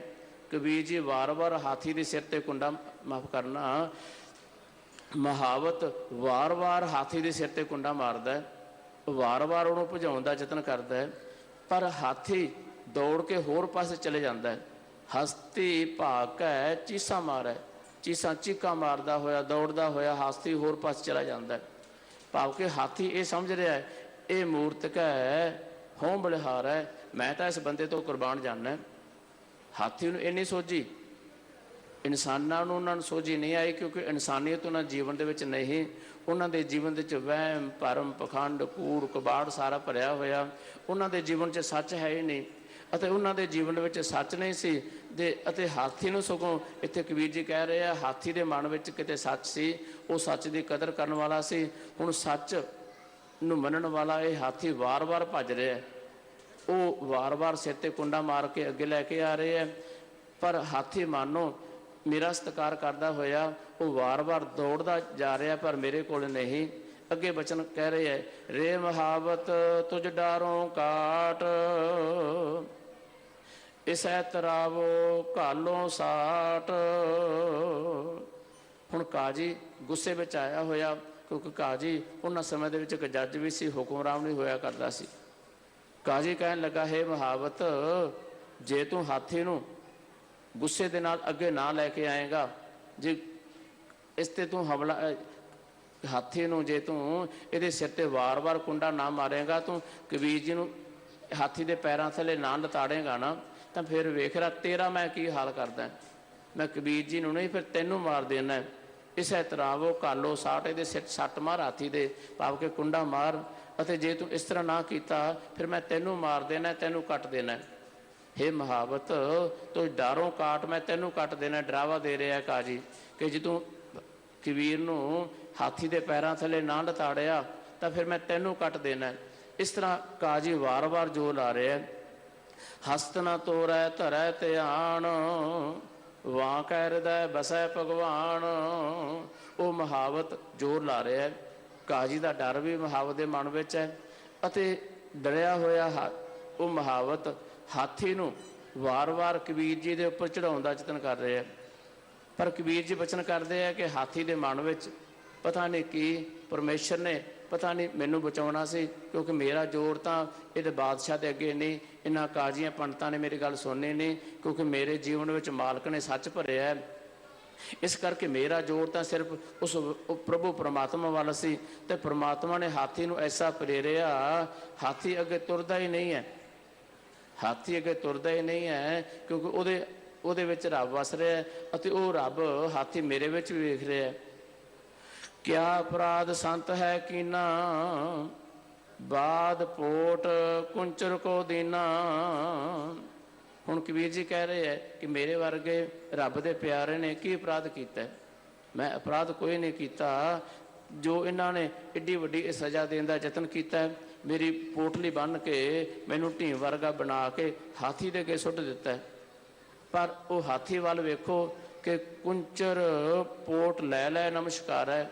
ਜਦੋਂ ਮੁਹਾਵਤ ਵਾਰ-ਵਾਰ ਹਾਥੀ ਨੂੰ ਪ੍ਰੇਰ ਕੇ ਅੱਗੇ ਲਿਆ ਰਿਹਾ, ਉਹ ਹਾਥੀ ਆਉਂਦਾ ਜ਼ਰੂਰ ਹੈ, ਪਰ ਜਿੱਥੇ ਕਬੀਰ ਜੀ ਪਏ ਹੋਏ ਹੈ, ਪੋਟਲੀ ਕਬੀਰ ਜੀ ਦੀ ਪੋਟਲੀ ਬੰਨੀ ਹੋਈ ਹੈ, ਉਹਦੇ ਹੱਥ ਪੈਰ ਬੰਨੇ ਹੈ, ਹਾਥੀ ਆਉਂਦਾ ਹੈ ਆਪਣੀ ਸੁੰਡ ਦੇ ਨਾਲ। ਵਾਰ-ਵਾਰ ਕਬੀਰ ਜੀ ਨੂੰ ਚੁੱਕ ਕੇ ਸੁੱਟਦਾ ਨਹੀਂ ਹੈ, ਕਬੀਰ ਜੀ ਨੂੰ ਸਗੋਂ ਨਮਸਕਾਰ ਕਰ ਰਿਹਾ ਹਾਥੀ। ਕਬੀਰ ਜੀ ਨੂੰ ਕਬੀਰ ਜੀ ਆਪ ਬਚਨ ਕਰ ਰਿਹਾ ਕਿ ਉਹ ਮੇਰੀ ਪੋਟਲੀ ਨੂੰ, ਮੇਰੀ ਬੰਨੀ ਹੋਈ ਪੋਟਲੀ ਨੂੰ ਮੇਰੇ ਸਰੀਰ ਕੋਲੇ ਆ ਕੇ ਉਹ ਨਮਸਕਾਰਾਂ ਕਰ ਰਿਹਾ। ਪਰ ਕਾਜੀ ਅੰਨਾ ਹੈ, ਕਾਜੀ ਨੂੰ ਦਿਸਦਾ ਕੱਖ ਨਹੀਂ ਹੈ, ਕਿਉਂਕਿ ਅੰਨਾ ਉਹ ਨਹੀਂ ਹੈ ਜਿਹਦੇ ਅੱਖਾਂ ਨਹੀਂ ਹੈ। ਇਕੱਲਾ ਅੰਨਾ ਉਹਨੂੰ ਨਹੀਂ ਕਿਹਾ ਜਾਂਦਾ, ਭਾਵ ਨੂੰ ਗੁਰਬਾਣੀ ਵਿੱਚ ਬਚਨ ਆਉਂਦਾ ਹੈ, ਅੰਧਲੇ ਇਹ ਨਾ ਆਖੀਆਂ ਜਿਨ ਮੁਖ ਲੋਏ ਨਾਹੇ, ਅੰਧੇ ਸਈ ਨਾਨਕਾ ਜਿਸ ਖਸਮੋ ਕੁੱਥੇ ਜਾਹੇ। ਅੰਨਾ ਤਾਂ ਉਹ ਹੈ ਜਿਹੜਾ ਸੱਚ ਨੂੰ ਪਛਾਣਦਾ ਨਹੀਂ ਹੈ, ਅਸਲੀ ਅੰਨਾ ਤਾਂ ਉਹ ਹੈ ਨਾ। ਤਾਂ ਇੱਥੇ ਕਬੀਰ ਜੀ ਬਚਨ ਕਰਦੇ ਆ ਕਿ ਇਹ ਕਾਜੀ ਅੰਨੇ ਹੈ, ਇਹਨਾਂ ਨੂੰ ਸੱਚ ਦਾ ਪਤਾ ਹੀ ਨਹੀਂ ਹੈ, ਅਤੇ ਇਸ ਗਏ ਵੀ ਗੱਲ ਇਹਨਾਂ ਨੂੰ ਸਮਝ ਨਹੀਂ ਆ ਰਹੀ ਕਿ ਇਹ ਬੇਜ਼ਬਾਨ ਨਾ ਬੋਲਣ ਵਾਲਾ ਇਹ ਹਾਥੀ, ਜੇ ਇਹ ਨਹੀਂ ਮੈਨੂੰ ਮਾਰ ਰਿਹਾ, ਤਾਂ ਇਹਨਾਂ ਨੂੰ ਅਜੇ ਤੱਕ ਨਹੀਂ ਇਸ ਗੱਲ ਦੀ ਸਮਝ ਆ ਰਹੀ। ਅਤੇ ਇੱਕ ਵਾਰੀ ਨਹੀਂ, ਇਹਨਾਂ ਨੇ ਮੈਨੂੰ ਮਾਰਨ ਦਾ 3 ਵਾਰ ਯਤਨ ਕੀਤਾ। ਕਬੀਰ ਜੀ ਬਚਨ ਕਰਦੇ ਹੈ, 3 ਬਾਰ ਪਤੀਆ ਪਰ ਲੀਨਾ, ਮਨ ਕਠੋਰ ਅਜੂ ਨਹੀਂ ਪਤੀਨਾ। ਇਹ ਧਰਮ ਦੇ ਠੇਕੇਦਾਰ, ਇਹ ਧਰਮ ਦੇ ਰਹਿਬਰ, ਇਹਨਾਂ ਨੇ 3 ਵਾਰ ਪਰਤਾਵਾ ਕੀਤਾ, ਤਿੰਨ ਵਾਰ ਮੈਨੂੰ ਮਾਰਨ ਦਾ ਯਤਨ ਕੀਤਾ, ਕਬੀਰ ਜੀ ਕਹਿ ਰਹੇ ਹੈ। ਪਰ ਇਹਨਾਂ ਦਾ ਇੰਨਾ ਮਨ ਕਠੋਰ, ਅਜੇ ਵੀ ਇਹਨਾਂ ਦੇ ਮਨ ਦੀ ਤਸੱਲੀ ਨਹੀਂ ਹੋਈ, ਭਾਵ ਕਿ ਇਹਨਾਂ ਦੇ ਮਨ ਨੂੰ ਅਜੇ ਵੀ ਸੋਝੀ ਨਹੀਂ ਆਈ। ਅਸਲ ਵਿੱਚ ਜੋ ਧਰਮੀ ਹੈ ਨਾ, ਜਿਹਦਾ ਮਨ ਕਠੋਰ ਹੈ ਨਾ, ਕਠੋਰ ਮਨ ਵਾਲਾ ਧਰਮੀ ਹੋ ਹੀ ਨਹੀਂ ਸਕਦਾ। ਜਿਹਦਾ ਮਨ ਕੋਮਲ ਹੈ, ਕੋਮਲ ਹਿਰਦੇ ਵਾਲਾ ਹੀ ਧਰਮੀ ਹੋ ਸਕਦਾ ਹੈ, ਮਨ ਦਾ ਕਠੋਰ ਨਹੀਂ। ਕਬੀਰ ਜੀ ਨੇ ਬਚਨ ਕੀਤਾ, ਇਹ ਕਠੋਰ ਮਨ ਵਾਲੇ ਜਿਨ੍ਹਾਂ ਦਾ ਮਨ ਕਠੋਰ ਹੈ, ਇਹ ਭਾਵੇਂ ਕਾਂਸੀ ਵਿੱਚ ਰਹਿਣ, ਕਾਂਸੀ ਵਿੱਚ ਇਹਨਾਂ ਦੀ ਮੌਤ ਹੋ ਜਾਵੇ, ਇਹਨਾਂ ਦੇ ਵਰ ਦੇ ਮੁਤਾਬਕ ਇਹ ਕਾਂਸੀ ਵਿੱਚ ਰਹਿ ਕੇ ਮੁਕਤ ਨਹੀਂ ਹੋ ਸਕਦੇ। ਮਨੋ ਕਠੋਰ ਮਰੈ ਬਨਾਰਸ, ਨਰਕ ਨਾ ਵਾਂਚਿਆ ਜਾਏ। ਕਬੀਰ ਜੀ ਦੇ ਬਚਨ ਹੈ ਕਿ ਇਹ ਲੋਕ ਕਹਿੰਦੇ ਆ ਨਾ ਕਿ ਅਸੀਂ ਕਾਂਸੀ ਵਿੱਚ ਰਹਿਣ ਵਾਲੇ ਅਤੇ ਕਾਂਸੀ ਨੂੰ ਵਰ ਮਿਲੇ ਹੈ, ਅਸੀਂ ਪਾਪ ਕਰੀਏ ਪੁੰਨ ਕਰੀਏ, ਜਦੋਂ ਸਾਡੀ ਮੌਤ ਆਏਗੀ, ਸਾਡੀ ਮੌਤ ਕਾਂਸੀ ਵਿੱਚ ਆਉਣੀ ਹੈ, ਅਤੇ ਕਾਂਸੀ ਵਿੱਚ ਮਰਨ ਵਾਲਾ ਕਦੇ ਨਰਕਾਂ ਵਿੱਚ ਜਾਂਦਾ ਨਹੀਂ ਹੈ।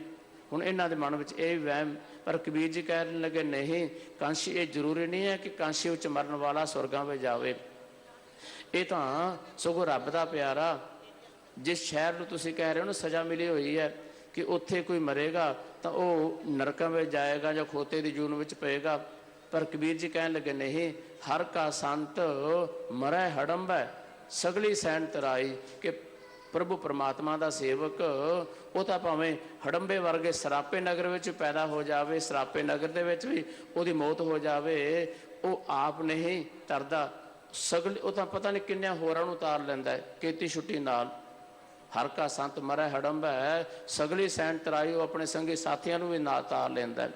सो कबीर जी ने अगे बचन किया है कि कह कबीर हमरा गोबिंद चौथे पद में जन की जिंद। कि जो प्रभु परमात्मा के प्यारे है ना, वो तो मौत तो डरते ही नहीं है, क्योंकि वो तिन्ना गुणा तो उपर है। सारा संसार तिन्ना गुणा में उलझिया होया, रजोगुण तमोगुण सतोगुण, तीन व्यापै जगत को तुरिया पावै कोई। तुरिया अवस्था नूं विरले जीव प्राप्त करते है। जिहड़े विरले जीव है ना, वो तुरिया अवस्था नूं प्राप्त करते हैं। तो कबीर जी वचन करते हैं कि साडे वर्गे भगतां दी जिन्हां ते मालक कृपा करदा है, जिहड़े बख्शे हुए है साडे वर्गे, कबीर जी वचन करते हैं कि उन्हां दा रखवाला तां परमात्मा है, क्योंकि वो तिन्ना गुणा तो उपर हो जाते हैं। वो हमेशा चौथे पद विच उन्हां दे जीवन विच माया का प्रभाव नहीं है। निरोल सच उन्हां दे जीवन दे विच, अते जिन्हां दे जीवन दे विच निरोल सच है, वो वाहिगुरू प्रभु परमात्मा परमेश्वर हमेशा ही उन्हां ते रहमत करता है। सो इस तरह कबीर जी ने इस पावन शब्द विच बड़ी ही दृढ़ता के नाल अपने जीवन दियाँ जीवन की इस घटना का कबीर जी ने बयान किया है। सो सच का होना जीवन में अत जरूरी। मैं वार वार अज की है कि पखंड उस वाहिगुरू प्रभु परमात्मा नूं भाउंदा नहीं है, कपट उस वाहिगुरू प्रभु परमात्मा नूं भाउंदा नहीं है, अते साडे बाहरी कर्म उस वाहिगुरू प्रभु परमात्मा नूं भाउंदे नहीं है। सतगुरु अर्जन साहिब पातशाह महाराज बचन करते हैं, कर्म धर्म पाखंड जो दिसै तिन जम जगाती लूटै, निर्वाण कीर्तन गावो करते का निमक सिमरत जित छुटै। सो जीवन दे विच सच सिर्फ पखंड नूं वो वाहिगुरू प्रभु परमात्मा प्रवान नहीं करता, कपट नूं वो वाहिगुरू प्रभु परमात्मा प्रवान नहीं करता। ये गल वखरी है कि जीवन दे विच साडे तो अनेकां गलतियां अनेकां भुलां आउंदियां, वो वाहिगुरू प्रभु परमात्मा परवदगार परमेश्वर वो भुल्लियां नूं बख्शण वाला है। भुल्लण विच किया सब कोई करता आप न भुल्लै, भुल्लण अंदर सब को अभुल गुरु करतार। वो प्रभु परमात्मा भुल्लियां नूं तां बख्श लैंदा है, भटकिया होया नूं सीधे राह पा दिंदा है। पर जिहड़े कपटी है, जिहड़े कपटी है ना, कपट करन वाले छेती किते बख्शे नहीं जाते। सो पावन गुरबाणी सानूं वार वार ये उपदेश करदी है, भाई सच दे नाल जुड़ना है, अते जिहड़े सच दी बाणी तो टुट जाते हैं वो जीवन में दुखी रहिंदे है। जिहड़े सच दी बाणी तो टुट जाते हैं ना, वो जीवन में सुखी नहीं। दाता जी बचन करते हैं, जै तन बाणी विसर जाए जो पक्का रोगी विल आए। सतगुरु दाता बचन करते हैं कि जिहदे जीवन दे विच सच दी बाणी नहीं है, जिहड़ा सच तो डोल गया, वो जीवन विच भावें उहदे कोले संसारी तौर पर किन्नी भी माया आ जाए, वो संसारी तौर पर जिन्ना मर्जी धनाड़ बन जाए, वो प्रसन्न नहीं हो सकता, खुश नहीं हो सकता। हुण आपां सतगुरु साहिब श्री गुरु हरकृष्ण साहिब महाराज दरबार में बैठे हैं। इन्हां दे वड्डे भराता बाबा राम राय जी, बाबा राम राय जी उन्होंने अपने जीवन दे विच एक झूठ बोलिया। उन्होंने अपने जीवन दे विच करामात विखाई, आप जानते हो। बाणी तो टुटे, सतगुरु पातशाह महाराज तो विछड़े, सतगुरु पातशाह महाराज तो विछड़ के बाबा राम राय जी बहुत लंबा समा दुखी रहे। मैं अगे भी आप जी को गाथा सुनाई है कि बाबा राम राय जी जो सतगुरु साहिब श्री गुरु हर राय साहिब पातशाह महाराज ने दुरकार दिता, क्योंकि उन्होंने सच नहीं बोलिया। वो मोह माया विच आए हुए, मोह माया विच आए अते घबरा गए। जो औरंगजेब बादशाह ने पूछया, क्योंकि औरंगजेब बादशाह बड़ा पापी, बड़ा तुसबी, भावें कहण नूं वो अपने आप को धर्मी सिद्ध करता सी, पर जीवन दे विच औरंगजेब ने बहुत ज़्यादा पाप किए है। औरंगजेब ने किन्ने पाप किए है वो तो वो जानता है। प्रमुख तौर पर असीं भावें सतगुरु साहिब श्री गुरु अर्जन देव जी महाराज की शहादत उन्होंने देखते हैं, उन्होंने दे नाल शहीद होए गुरसिखां नूं जानते हैं, देखते हैं। सो ये सारे पाप औरंगजेब ने, इस तो इलावा पता नहीं किन्ने पाप किए। औरंगजेब की एक वसीयत मिलती है औरंगजेब ने जो कलगीधर साहिब पातशाह सतगुरु साहिब श्री गुरु गोबिंद सिंह महाराज ने जफरनामा लिखिया ਅਤੇ ਇਹ जो जित की चिट्ठी बादशाह औरंगजेब के कोल पहुँची उसनों विचारिया। उदों तक औरंगजेब बादशाह बजुर्ग हो चुका सी ਅਤੇ ਜਦੋਂ ਆਪਣੇ ਸਾਰੇ ਜੀਵ ਨੂੰ ਪੜਚੋਲਿਆ ਵਿਚਾਰਿਆ जो ਗੱਲਾਂ ਕਲਗੀਧਰ ਪਾਤਸ਼ਾਹ ਮਹਾਰਾਜ ਨੇ ਕਹੀਆਂ ਸੀ जो ਬਚਨ ਕਹੇ ਸਨ ਉਹ ਸਾਰੇ ਸੱਚ औरंगजेब बादशाह के हिरदे ते लगे। बचन होता ना कबीर जी का, कबीर सतगुर सूरमे बाया बाण जो एक लागत हुई पोए मिल गया परा करे जे शेख। हुण कलगीधर पातशाह महाराज का सच हुण औरंगजेब नूं भा गया। औरंगजेब पछताउण लगा कि मेरा सारा जीवन व्यर्थ चला गया है, मैं जीवन में इन्ने ज़्यादा पाप किए है। हुण औरंगजेब घबराया कि मैं जीवन में बड़े पाप किए है। अखीर हुण बन कुछ नहीं सकता, भावें कलगीधर पातशाह महाराज तो माफ़ी मंगी अते बचन किया, हे सतगुरु दाता मैनू बख्श लवो, मैं बथेरे पाप किए है, मैनू बख्श लवो। कलगीधर पातशाह महाराज बख्शना भी चाहते सन औरंगजेब नूं। कलगीधर पातशाह महाराज पंजाब वालों चले भी सन, पर इस पापी इन्ने पाप किए सन कि मालक ने इनू बख्शाउणा नहीं सी चाहिया। सो औरंगजेब ने मरण तो पहला कलगीधर पातशाह महाराज के नाल मिलापता नहीं होया, पर वसीयत लिखी है इसने। वसीयत विच इसने जो आरंभता के लफ्ज़ लिखे है ना, इसने ये लिखिया, ए खुदा तू किसी नूं बादशाह ना बनाई। देखो कितनी वड्डी गल, असीं 4 पैसे चाहुंदे आ ना, साडा सारा जोर 4 पैसे इकट्ठे करन ते लगा रहिंदा है। किसी तरीके नाल 4 पैसे आ जाण, ये माया आ जावे। हुण औरंगजेब बादशाह बड़ा वड्डा आलमगीर बादशाह, 2200 कोह तक इहदा राज, औरंगजेब का 2200 कोह तक राज अते 50 साल राज किया। 50 साल राज करने के बावजूद भी ये सुखी नहीं। जो अखीर ते पता चलिया तो इसने माफ़ी मंगी अते वसीयत विच लिख दिता, ऐ खुदा तू किसी नूं बादशाह ना बनाई, बादशाह दुनिया का सब तो बदकिस्मत आदमी हुंदा है। इस बड़ी लंबी चौड़ी वसीयत है, ਉਹਦੇ ਵਿੱਚ प्रमुख गल्लां है। उन्हें ये कहा कि मैं इन्ना ज़्यादा पापी, मेरी कबर उत्थे बनाई जाए जिथे कोई रुख ना होवे।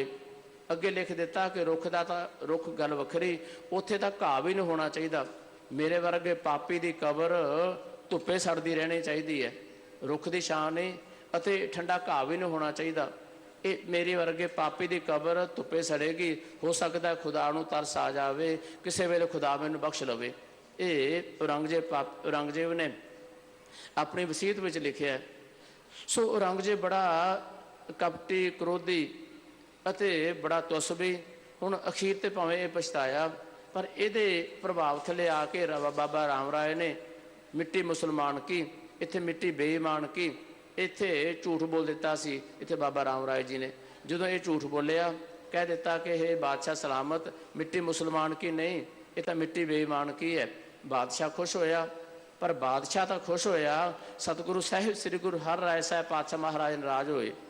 सतगुरु हर राय साहब पातशाह नाराज होए क्योंकि उन्होंने ये पवित्र बचन है, जिन पै अदब न बाणी धारा, सो जानो ना ही सिख मारा। कि वह साडा सिख नहीं है जिहड़ा बाणी का अदब नहीं करता, बाणी का सन्मान सत्कार नहीं करता।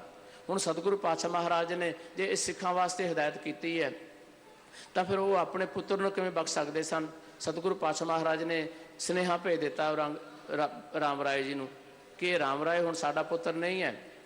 इन्हें सतगुरु नानक पातशाह महाराज दे वो सच की बाणी नूं बदल दिता है, इस करके राम राय साडे मत्थे ना लगे। और राम राय उस समय बड़े हंकार दे विच बादशाह औरंगजेब की पूरी उहदे ते रहमत, पूरियां खुशियां बादशाह दियां। हुण बादशाह औरंगजेब ने पहाड़ी इलाके विच बाबा राम राय नूं एक पूरा इलाका दे दिता, दून का इलाका, जिथे बाबा राम राय ने देहरादून वसा लिया। देहरादून शहर बाबा राम राय का वसाया होया। बड़ियां मौजां, बहुत ज़्यादा माया, कोई जंगीर दे दी।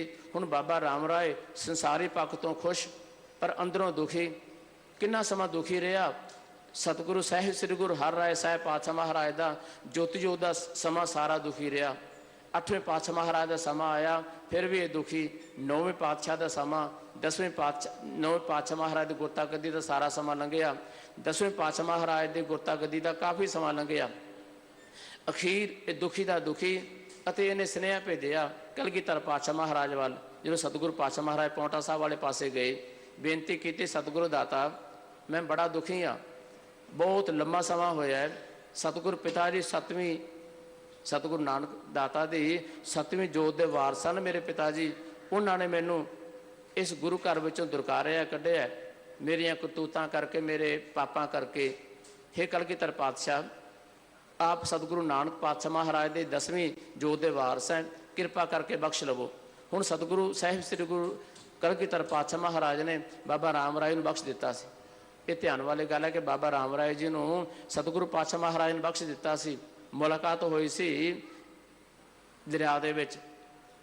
ਬਾਬਾ ਰਾਮ ਰਾਏ ਜੀ ਬੇੜੀ ਤੇ ਚੜ੍ਹ ਕੇ ਆਏ, ਦੂਜੇ ਪਾਸੋਂ ਬੇੜੀ ਤੇ ਸਵਾਰ ਹੋ ਕੇ ਬੇੜੀ ਦੇ ਵਿੱਚ ਮੁਲਾਕਾਤ ਹੋਈ, ਕਲਗੀਧਰ ਪਾਤਸ਼ਾਹ ਮਹਾਰਾਜ ਨੇ ਬਖਸ਼ ਦਿੱਤਾ ਸੀ। ਪਰ ਇੱਕ ਧਿਆਨ ਵਾਲੀ ਗੱਲ ਕਿ ਬਾਬਾ ਰਾਮ ਰਾਏ ਜੀ ਬਖਸ਼ੇ ਗਏ ਸਨ, ਪਰ ਜਿਹੜੀ ਖਾਸ ਗੱਲ ਹੈ, ਜਦੋਂ ਆਪਾਂ ਅੰਮ੍ਰਿਤ ਛਕਦੇ ਹਾਂ, 5 ਸਿੰਘ ਸਾਹਿਬਾਨ 5 ਪਿਆਰੇ ਅੰਮ੍ਰਿਤ ਦੀ ਦਾਤ ਦਿੰਦੇ ਹੈ, ਉਦੋਂ ਇਹ ਜ਼ਰੂਰ ਇਹ ਬਚਨ ਕਰਦੇ ਹੈ ਕਿ ਰਾਮ ਰਾਈਆਂ ਨਾਲ ਨਹੀਂ ਵਰਤਣਾ।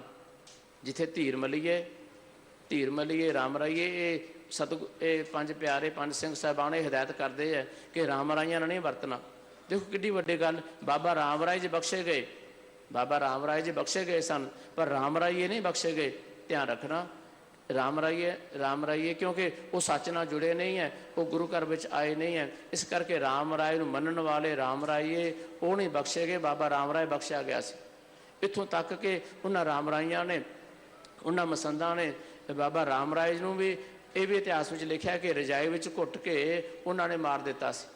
ਅਤੇ ਜਦੋਂ ਬਾਬਾ ਰਾਮ ਰਾਏ ਨੂੰ ਉਹਨਾਂ ਨੇ ਰਜਾਈ ਵਿੱਚ ਘੁੱਟ ਕੇ ਮਾਰ ਦਿੱਤਾ, ਉਦੋਂ ਬਾਬਾ ਰਾਮ ਰਾਏ ਦੀ ਧਰਮ ਸਪਤਨੀ ਮਾਤਾ ਪੰਜਾਬ ਕੌਰ ਜੀ ਨੇ ਕਲਗੀਧਰ ਪਾਤਸ਼ਾਹ ਮਹਾਰਾਜ ਨੂੰ ਬੇਨਤੀ ਭੇਜੀ ਕਿ ਸਤਿਗੁਰੂ ਦਾਤਾ ਬਾਬਾ ਰਾਮ ਰਾਏ ਇਹ ਚੜ੍ਹਾਈ ਕਰ ਗਏ ਹੈ, ਜਾਂ ਇਹ ਕਹਿ ਲਈਏ ਕਿ ਇਹ ਸਤਿਗੁਰੂ ਦਾਤਾ ਇਹਨਾਂ ਮਸੰਦਾਂ ਨੇ ਮੇਰੇ ਪਤੀ ਰਾਮ ਰਾਏ ਨੂੰ ਮਾਰ ਦਿੱਤਾ ਹੈ, ਹੁਣ ਇਹ ਮੈਨੂੰ ਪਰੇਸ਼ਾਨ ਕਰ ਰਹੇ ਹੈ। ਤਾਂ ਕਲਗੀਧਰ ਪਾਤਸ਼ਾਹ ਮਹਾਰਾਜ ਦੇਹਰਾਦੂਨ ਪਹੁੰਚੇ ਸਨ ਅਤੇ ਉਹਨਾਂ ਨੇ ਉਹਨਾਂ ਮਸੰਦਾਂ ਨੂੰ ਸਜ਼ਾਵਾਂ ਦਿੱਤੀਆਂ, ਉਹਨਾਂ ਰਾਮ ਰਾਇਆਂ ਨੂੰ ਜਿਨ੍ਹਾਂ ਨੇ ਬਾਬਾ ਰਾਮ ਰਾਏ ਨੂੰ ਮਾਰਿਆ, ਉਹਨਾਂ ਰਾਮ ਰਾਈਆਂ ਨੂੰ ਕਲਗੀਧਰ ਪਾਤਸ਼ਾਹ ਮਹਾਰਾਜ ਨੇ ਸਜ਼ਾਵਾਂ ਦਿੱਤੀਆਂ ਅਤੇ ਮਾਤਾ ਪੰਜਾਬ ਕੌਰ ਨੂੰ ਉਹ ਜਗ੍ਹਾ ਦਿੱਤੀ, ਸੁਰੱਖਿਅਤ ਜਗ੍ਹਾ 'ਤੇ ਸਤਿਗੁਰੂ ਕਲਗੀਧਰ ਪਾਤਸ਼ਾਹ ਮਹਾਰਾਜ ਨੇ ਮਾਤਾ ਪੰਜਾਬ ਕੌਰ ਨੂੰ ਪਹੁੰਚਾਇਆ। ਜਾਂ ਇਹ ਕਹਿ ਲਈਏ ਕਿ ਮਾਤਾ ਪੰਜਾਬ ਕੌਰ ਦੀ ਪੂਰੀ ਮਦਦ, ਪੂਰੀ ਹਮਾਇਤ ਕਲਗੀਧਰ ਪਾਤਸ਼ਾਹ ਮਹਾਰਾਜ ਨੇ ਕੀਤੀ ਸੀ।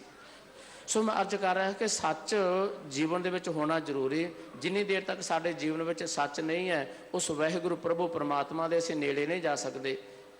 ਅਤੇ ਪਰ ਸੱਚ ਦੀ ਜੋ ਸ਼ਬਦਾਵਲੀ ਹੈ ਨਾ, ਸੱਚ ਦੀ ਪਰਿਭਾਸ਼ਾ, ਉਹ ਵੀ ਸਾਡੇ ਜੀਵਨ ਵਿੱਚ ਹੋਣੀ, ਕਿਉਂਕਿ ਸੱਚ ਇਕੱਲਾ ਜ਼ਬਾਨੀ ਨਹੀਂ, ਸੱਚ ਅੰਦਰ ਹੋਵੇ, ਸੱਚ ਹਿਰਦੇ ਦੇ ਵਿੱਚ ਹੋਏ, ਜ਼ਬਾਨੀ ਬਾਹਰੀ ਸੱਚ ਨਹੀਂ ਹੈ। ਕਈ ਵਾਰੀ ਬਾਹਰੀ ਸੱਚ ਝੂਠ ਨਾਲ ਵੀ ਮਾੜਾ ਹੁੰਦਾ ਹੈ। ਜਿਵੇਂ ਕੱਲ੍ਹ ਸਿੰਘ ਸਾਹਿਬ ਕਹਿ ਰਹੇ ਸਨ ਕਿ ਬਹੁਤ ਵਾਰੀ ਸਾਨੂੰ ਪਾਪ ਦਿਸਦਾ ਪਰ ਅਸਲ 'ਚ ਉਹ ਪਾਪ ਨਹੀਂ, ਪੁੰਨ ਹੁੰਦਾ ਹੈ, ਅਤੇ ਬਹੁਤ ਵਾਰੀ ਸਾਨੂੰ ਪੁੰਨ ਦਿਸਦਾ, ਉਹ ਪੁੰਨ ਨਹੀਂ, ਉਹ ਪਾਪ ਹੁੰਦਾ ਹੈ। ਇਸ ਤਰ੍ਹਾਂ ਜਿਹੜਾ ਸੱਚ ਹੈ ਨਾ, ਹੁਣ ਇਤਿਹਾਸ ਵਿੱਚ ਆਪਾਂ ਘਟਨਾਵਾਂ ਲੈ ਲਈਏ। ਹੁਣ ਗੰਗੂ ਸੱਚ ਬੋਲ ਰਿਹਾ, ਗੰਗੂ ਸੱਚ ਬੋਲ ਰਿਹਾ ਕਚਹਿਰੀ ਵਿੱਚ ਜਾ ਕੇ। ਕੀ ਕਹਿ ਰਿਹਾ ਹੈ? ਕਹਿ ਰਿਹਾ ਕਿ ਛੋਟੇ ਸਾਹਿਬਜ਼ਾਦੇ ਅਤੇ ਗੁਰੂ ਗੋਬਿੰਦ ਸਿੰਘ ਮਹਾਰਾਜ ਦੇ ਮਾਤਾ ਜੀ ਮੇਰੇ ਘਰ ਹੈ। ਇਹ ਸੱਚ ਬੋਲ ਰਿਹਾ ਨਾ ਗੰਗੂ, ਪਰ ਉਹਦਾ ਸੱਚ ਲੋਭ 'ਤੇ ਖਲੋਤਾ ਹੋਇਆ। ਉਹਦੇ ਪਿੱਛੇ ਲੋਭ ਹੈ, ਲਾਲਚ ਹੈ ਕਿ ਇੱਕ ਤਾਂ ਮਾਤਾ ਜੀ ਦੀਆਂ ਮੋਹਰਾਂ ਮੈਂ ਲੁਕੋ ਲਈਆਂ, ਦੂਸਰਾ ਮੈਨੂੰ ਇਹ ਸਰਕਾਰ ਵੱਲੋਂ ਇਨਾਮ ਮਿਲੇਗਾ। ਹੁਣ ਗੰਗੂ ਦਾ ਜਿਹੜਾ ਸੱਚ ਹੈ ਨਾ, ਉਹ ਝੂਠ ਨਾਲੋਂ ਵੀ ਮਾੜਾ ਹੈ। ਦੂਜੇ ਪਾਸੇ ਝੂਠ ਬੋਲਿਆ ਗਿਆ ਕਲਗੀਧਰ ਪਾਤਸ਼ਾਹ ਮਹਾਰਾਜ ਦੇ ਜੀਵਨ ਦੇ ਵਿੱਚ। ਉਹ ਕਿਹਨਾਂ ਨੇ ਬੋਲਿਆ? ਨਬੀ ਖਾਂ ਅਤੇ ਗਨੀ ਖਾਂ ਨੇ। ਜਦੋਂ ਕਲਗੀਧਰ ਪਾਤਸ਼ਾਹ ਮਹਾਰਾਜ ਨੇ ਨੀਲੇ ਵਸਤਰ ਪਹਿਨੇ ਅਤੇ ਉੱਚ ਦੇ ਪੀਰ ਬਣੇ, ਉਦੋਂ ਨਬੀ ਖਾਂ ਗਨੀ ਖਾਂ ਝੂਠ ਬੋਲ ਰਹੇ ਹੈ। ਝੂਠ ਹੀ ਹੈ ਨਾ। ਉਹ ਇਹ ਕਹਿ ਰਹੇ ਹੈ ਕਿ ਇਹ ਗੁਰੂ ਗੋਬਿੰਦ ਸਿੰਘ ਨਹੀਂ, ਇਹ ਤਾਂ ਸਾਡੇ ਉੱਚ ਦੇ ਪੀਰ ਹੈ। ਹੁਣ ਨਬੀ ਖਾਂ ਗਨੀ ਖਾਂ ਜਿਹੜਾ ਝੂਠ ਬੋਲ ਰਹੇ ਹੈ ਨਾ, ਉਹ ਨਬੀ ਖਾਂ ਗਨੀ ਖਾਂ ਦਾ ਜਿਹੜਾ ਝੂਠ ਹੈ, ਉਹ ਕੁਰਬਾਨੀ 'ਤੇ ਖਲੋਤਾ ਹੋਇਆ। ਉਹ ਕੁਰਬਾਨੀ ਕਰ ਰਹੇ, ਸਵਾਰਥ ਕੋਈ ਨਹੀਂ ਹੈ। ਉਹ ਗੁਰੂ ਗੋਬਿੰਦ ਸਿੰਘ ਮਹਾਰਾਜ ਨੂੰ ਜੇ ਬਚਾ ਕੇ ਲੈ ਜਾਣਗੇ ਨਾ, ਤਾਂ ਉਹਨਾਂ ਨੂੰ ਸੰਸਾਰੀ ਤੌਰ 'ਤੇ ਕੋਈ ਹੀਰੇ ਜਵਾਹਰ ਦੌਲਤ ਨਹੀਂ ਮਿਲਣ ਵਾਲੀ। ਉਹਨਾਂ ਦਾ ਸੱਚ ਕੁਰਬਾਨੀ 'ਤੇ ਖਲੋਤਾ ਹੋਇਆ। ਗੰਗੂ ਉਹਨਾਂ ਦਾ ਮਾਫ਼ ਕਰਨਾ, ਉਹਨਾਂ ਦਾ ਸੱਚ, ਉਹਨਾਂ ਦਾ ਝੂਠ, ਉਹਨਾਂ ਦਾ ਜਿਹੜਾ ਝੂਠ ਹੈ ਉਹ ਕੁਰਬਾਨੀ 'ਤੇ ਖਲੋਤਾ ਹੋਇਆ ਹੈ। ਗੰਗੂ ਵਰਗੇ ਦਾ ਜਿਹੜਾ ਸੱਚ ਹੈਗਾ ਉਹ ਲੋਭ ਅਤੇ ਲਾਲਚ 'ਤੇ ਖਲੋਤਾ ਹੋਇਆ। ਸੋ ਇਸ ਤਰ੍ਹਾਂ ਦਾ ਲੋਭ, ਇਸ ਤਰ੍ਹਾਂ ਦਾ ਸੱਚ ਨਹੀਂ। ਹੁਣ ਨਿੱਕੀ ਜਿਹੀ ਘਟਨਾ ਇੱਕ ਹੋਰ ਆਉਂਦੀ ਹੈ। ਕਿਹਾ ਜਾਂਦਾ ਇੱਕ ਮਹਾਂਪੁਰਖ ਕਿਤੇ ਰਸਤੇ ਜਾ ਰਹੇ ਸਨ, ਉਹਦੇ ਕੋਲੇ 4 ਕੁ ਪ੍ਰਸ਼ਾਦੇ, ਇੱਕ ਸਾਡੇ ਵਰਗਾ ਨਾਂ ਰਲ ਗਿਆ, ਸਾਡੇ ਵਰਗਾ ਨਾਂ ਰਲ ਗਿਆ। ਹੁਣ ਰਸਤੇ ਵਿੱਚ ਮਹਾਤਮਾ ਜੀ ਬੈਠੇ, ਕਹਿਣ ਲੱਗੇ ਪਿਆਰਿਆ 4 ਫੁਲਕੇ ਹੈ, ਫੁਲਕੇ ਹੈ, ਮੈਂ ਛਕ ਲਵਾਂ? ਛਕ ਲੈਂਦੇ ਆ, 2 ਤੂੰ ਛਕ ਲਈ, 2 ਮੈਂ ਛਕ ਲੈਂਦਾ। ਅਤੇ ਇਸ ਤਰ੍ਹਾਂ ਕਰਦਾ ਮੈਂ ਗੰਗਾ ਵਿੱਚ ਜਾ ਕੇ ਨਾ, ਮਾਫ਼ ਕਰਨਾ, ਮੈਂ ਦਰਿਆ ਵਿੱਚ ਜਾ ਕੇ ਹੱਥ ਧੋ ਆਵਾਂ। ਹੁਣ ਕੀ ਕੀਤਾ ਕਿ ਜਦੋਂ ਉਹ ਮਹਾਤਮਾ ਗੰਗਾ ਵਿੱਚ ਹੱਥ ਧੋਣ ਵਾਸਤੇ ਗਿਆ, ਦਰਿਆ ਦੇ ਵਿੱਚ ਹੱਥ ਧੋਣ ਵਾਸਤੇ ਗਿਆ, ਪਿੱਛੇ ਇੱਕ ਪ੍ਰਸ਼ਾਦਾ ਉਹ ਜੋ ਸਾਥੀ ਨਾਲ ਰਿਹਾ ਸੀ ਨਾ, ਉਸ ਸਾਥੀ ਨੇ ਉਹ ਪ੍ਰਸ਼ਾਦਾ ਚੋਰੀ ਛਕ ਲਿਆ। ਹੁਣ ਮਹਾਤਮਾ ਨੇ ਆ ਕੇ ਵੇਖਿਆ ਕਿ ਪ੍ਰਸ਼ਾਦੇ ਤਾਂ 4 ਸਨ, ਪ੍ਰਸ਼ਾਦੇ 3 ਹੈ। ਕਹਿਣ ਲੱਗਾ ਗੁਰਮੁਖਾ ਕੀ ਗੱਲ ਹੈ, ਪ੍ਰਸ਼ਾਦੇ 4 ਸੀ 3 ਰਹਿ ਗਏ ਹੈ। ਕਹਿਣ ਲੱਗਾ ਮਹਾਤਮਾ ਜੀ ਪਤਾ ਨਹੀਂ। ਅਖੀਰ ਉਹਨੇ 2 ਪ੍ਰਸ਼ਾਦੇ ਉਸ ਸੇਵਕ ਨੂੰ ਦੇ ਦਿੱਤੇ, 1 ਪ੍ਰਸ਼ਾਦਾ ਮਹਾਤਮਾ ਨੇ ਆਪ ਛਕ ਲਿਆ। ਹੁਣ ਸਮਾਂ ਲੰਘਿਆ, ਅੱਗੇ ਮਹਾਤਮਾ ਨੇ ਫਿਰ ਪੁੱਛਿਆ ਕਿ ਭਾਈ ਕੀ ਗੱਲ ਹੈ, ਮੈਂ ਘਰੋਂ ਪ੍ਰਸ਼ਾਦੇ 4 ਬਣਾਏ ਸੀ, 3 ਰਹਿ ਗਏ, ਮੈਨੂੰ ਫਿਰ ਦੱਸ, ਤੂੰ ਛਕਿਆ ਤਾਂ ਨਹੀਂ ਕਿਤੇ? ਕਹਿਣ ਲੱਗਾ ਨਹੀਂ। ਥੋੜ੍ਹਾ ਜਿਹਾ ਹੋਰ ਅੱਗੇ ਲੰਘੇ ਤਾਂ ਇਤਿਹਾਸ ਵਿੱਚ ਜਾਂ ਸਾਖੀਕਾਰ ਨੇ ਲਿਖਿਆ ਹੈ ਕਿ ਕੁਝ ਮਾਇਆ ਮਿਲੀ, ਕੁਝ ਮਾਇਆ ਮਿਲੀ। ਤਾਂ ਉੱਥੇ ਮਹਾਤਮਾ ਕਹਿਣ ਲੱਗੇ, ਉੱਥੇ ਉਸ ਮਹਾਤਮਾ ਨੇ ਕਿਹਾ ਦੇਖ ਫਕੀਰਾ, ਦੇਖ ਭਾਈ, ਇਹ ਮਾਇਆ ਮਿਲੀ ਹੈ। ਹੁਣ ਇਹ ਮਾਇਆ ਤਾਂ ਉਹਨਾਂ 4 ਦੀ ਹੈ ਜਿਨ੍ਹਾਂ ਨੇ ਇਹ ਪ੍ਰਸ਼ਾਦੇ ਛਕੇ ਹੈ। ਇਹ ਆਪਾਂ 4 ਹਿੱਸੇ ਕਰਦੇ ਹਾਂ, ਕਿਉਂਕਿ ਮੈਂ ਘਰੋਂ ਤੁਰਿਆ ਸੀ, ਘਰੋਂ 4 ਪ੍ਰਸ਼ਾਦੇ ਲਏ ਸੀ। ਹੁਣ 2 ਪ੍ਰਸ਼ਾਦੇ ਤੂੰ ਛਕੇ ਹੈ, 1 ਮੈਂ ਛਕ ਲਿਆ ਹੈ, 1 ਉਹਦਾ ਹੈ, 1 ਹਿੱਸਾ ਉਸ ਦਾ ਹੈ। ਹੁਣ ਫਕੀਰ ਨੇ, ਮਹਾਤਮਾ ਨੇ 4 ਹਿੱਸੇ ਕਰ ਦਿੱਤੇ। ਫਕੀਰ ਕਹਿਣ ਲੱਗਾ ਇਹ 1 ਹਿੱਸਾ ਤਾਂ ਮੇਰਾ ਹੋਇਆ, ਕਿਉਂਕਿ 1 ਪ੍ਰਸ਼ਾਦਾ ਮੈਂ ਛਕਿਆ, 2 ਤੂੰ ਛਕ ਲਿਆ, 2 ਹਿੱਸੇ ਤੇਰੇ ਹੋਏ ਹੈ। ਹੁਣ ਆਹ ਤੀਜਾ ਹਿੱਸਾ, ਆਹ ਜਿਹੜਾ ਚੌਥਾ ਹਿੱਸਾ ਬਚਿਆ ਨਾ, ਇਹ ਉਸ ਨੂੰ ਦੇ ਦੇਵਾਂਗਾ ਜਿਹਨੇ ਚੌਥਾ ਪ੍ਰਸ਼ਾਦਾ ਛਕਿਆ ਹੋਏਗਾ। ਤਾਂ ਉਸੇ ਸਮੇਂ ਉਹ ਸਾਡੇ ਵਰਗਾ ਜੋ ਸਵਾਰਥੀ ਸੀ, ਉਹ ਕਹਿਣ ਲੱਗਾ ਮਹਾਤਮਾ ਜੀ ਗੁਸਤਾਖੀ ਮਾਫ, ਮੈਂ ਝੂਠ ਨਹੀਂ ਬੋਲਾਂਗਾ, ਮੈਂ ਉਹ ਪ੍ਰਸ਼ਾਦਾ ਮੈਥੋਂ ਹੀ ਛਕ ਹੋ ਗਿਆ। ਤੁਸੀਂ ਗਏ ਸਨ, ਮੈਨੂੰ ਭੁੱਖ ਲੱਗੀ, ਤੁਸੀਂ ਹੱਥ ਧੋਣ ਚਲੇ ਗਏ ਸਨ ਅਤੇ ਮੈਂ ਉਹ ਪ੍ਰਸ਼ਾਦਾ ਛਕ ਲਿਆ।